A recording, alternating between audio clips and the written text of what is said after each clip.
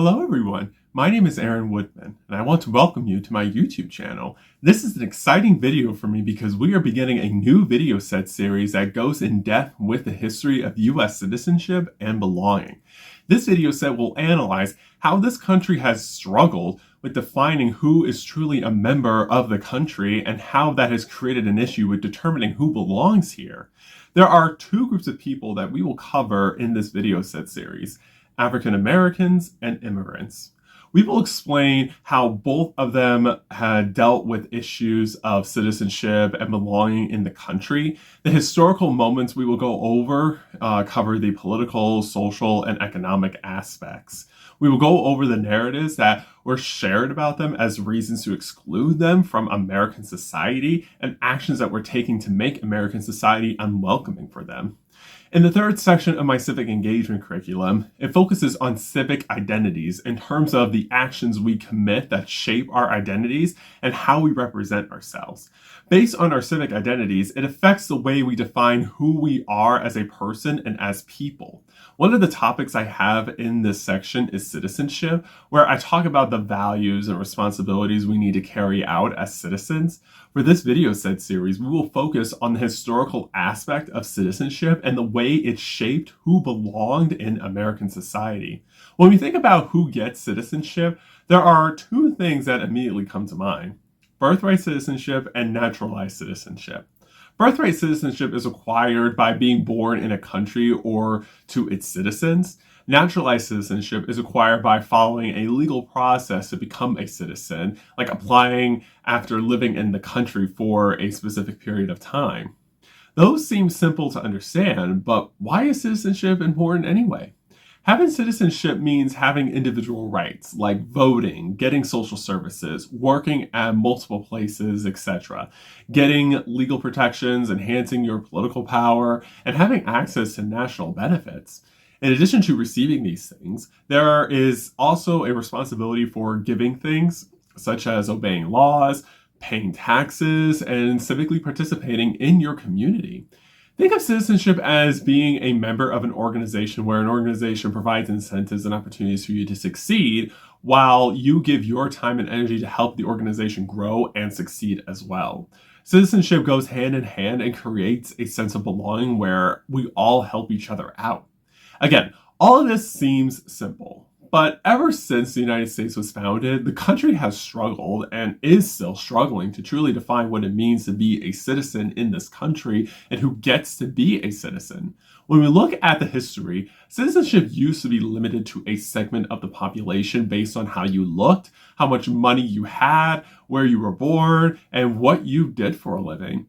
Time after time, the United States chooses who can and can't come into this country, the processes of naturalizing people to become U.S. citizens, and who can be detained or deported based on suspicions that someone is not a citizen.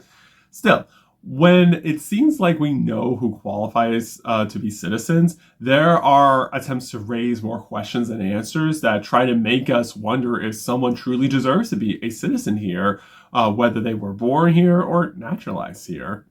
So, why have we kept struggling with giving citizenship to people in this country?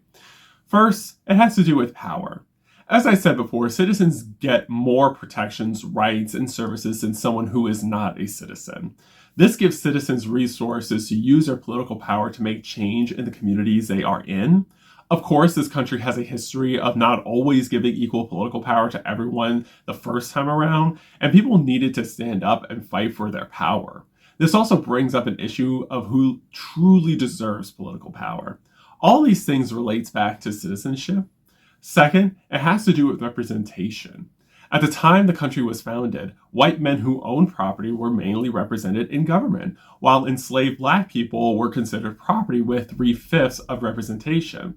This was the image the country looked like at the beginning. Even when slavery ended, black people still had to fight for representation in government and make their voices heard. Also, there was a desire to have immigrants from white majority countries rather than non-white majority countries as a way to fit the image of the country. We will talk more about these things in this video set series, but the point is, this country was picky in choosing who got to be a citizen because it meant changing the power and representation dynamics. Now, why is all of this connected to civic engagement? As a citizen, it is our responsibility to learn about the history of our country, to know why things are the way it is. We need to inform ourselves about how the history of citizenship has played out in our country and how struggling to define and advance citizenship affected the way groups of people belonged in America. After all, when we hear comments of political figures saying a specific demographic group should have a hard time voting, should be deported, came from a place that is not good, or anything that sounds dehumanizing, those are othering comments that label someone as fundamentally different from people already living in this country. It perpetuates an us versus them divide that fuels prejudice, exclusion, and discrimination. They do not create an environment where everyone feels like they belong here, which prohibits our ability from being civically engaged because we are not making positive change together and not being inclusive. So, to make sure we understand why these negative narratives or where these negative narratives come from and gain more context, we need to look at the history of citizenship and belonging in this country. After learning this history, we can use our power as citizens to create a sense of belonging where everyone can thrive, and we do not see someone as fundamentally different from us just because they look, sound, and think differently than you do. We will also be able to not perpetuate these narratives, but instead fight back against them because we do not want to give them any weight in deciding who belongs here or not. Here's my roadmap for my video set series. I will primarily focus on two demographic groups who face issues with citizenship and belonging: African Americans and immigrants. For African Americans, I will focus on slavery, prohibiting them from being citizens, the Reconstruction era, voting rights, and the civil rights movement. For immigrants, I will focus on the reasons they came here, preferences for specific immigrants, citizenship rights for immigrants, economic work immigrants did, how immigrants were treated during critical moments in the United States, and the various modifications to immigration laws and reform. By the end of this video set series, you will gain a deeper understanding of the history of citizenship and belonging in terms of how difficult it was and still is to decide who gets to be a citizen. Remember, as you will see throughout this video set, the conflict that came up in many of these historical instances revolved around power and representation.